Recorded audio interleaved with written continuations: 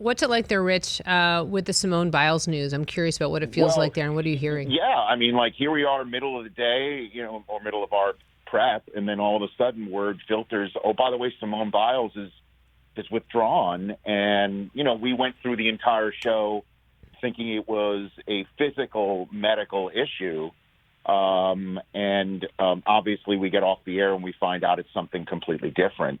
And I saw your guys' conversation about it because you guys posted it on Twitter, and I thought you kind of you if you will stuck the landing. I mean, look, there's two ways to look at it. That I've already seen some of the responses to your guys' conversation, and there's going to be a lot of people saying, she signed up for the Olympics.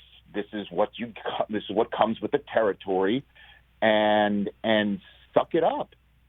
But we live in a world now where mental health and mental awareness is or should be viewed just as seriously as anything that requires a crutch or a cast to heal.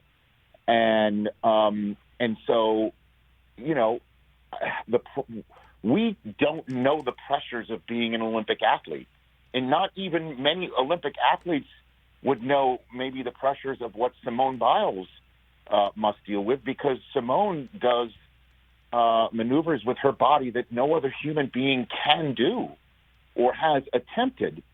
So she knows what it requires to prepare mentally, physically, to pull off what she needs to pull off. And it's, the New York Times story that you were quoting, Suze.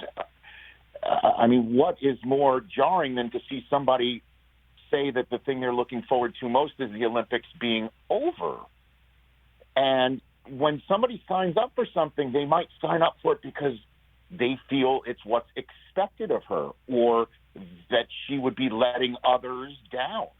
Sponsors, parents, family members, friends, teammates. And then once you accept the assignment, a human being comes to maybe regret it. And I just look at it and think to myself, how sad it must feel, and how sad it must be for and to her that she views the Olympics as something she regrets agreeing to do, and what it must take in order to, in the moment, look her teammates in the face and say, this is just not going to happen today. And I feel so sad for her, and I do hope, although as you pointed out, Suze, in your soliloquy, take however you want to put it, I mean, what can happen between now and her next events for something like this to be no longer a consideration? I don't know. I don't know whether it's coaching. I don't know whether it's time. I'm not sure what it is, but you said it perfectly, that mental health is the same as having any other injury. I think it was Brandon Marshall, who I covered in college football, that through the National Football League, who really brought that to light as of late. And you cannot discount that. And I have zero interest in the trolls who are going to say anything about it's her job. It's her job, but she's a human being and she's 24. I mean, the weight of the world is on her shoulders. Literally, physically, no, literally, kind of. Anyway, the point is, she's there. We hope she comes back. And it sounds like from her latest soundbite that she's going to come back, which is great.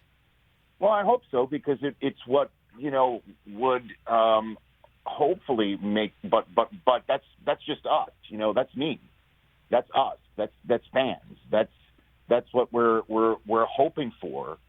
I just hope that it's something that makes her happy, and if she's not going to, if she's fearful of hurting herself because she's not, or she's thinking about it mid-air, mid-twist for the 15th time, I mean, my God, she could really hurt herself. Yeah, this is not running. This is not skeet. What she does is superhuman. I mean, and the only thing that we could all relate to, and I know, Brockman definitely can, is just, your golf swing, which is not anything remotely close to this. But all I'm saying is that sometimes you're sitting there and you're thinking, you think too much about it. But all that just requires is a lost golf ball, or for us, a mulligan. Exactly. For her, it's like she could wind up in the hospital, or she's fearful of not performing up to her standard, and that's just, to me, a very sad thing.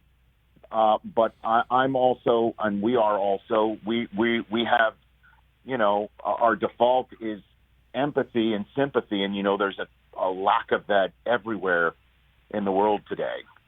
So I do hope to see her again, but only if it makes her happy.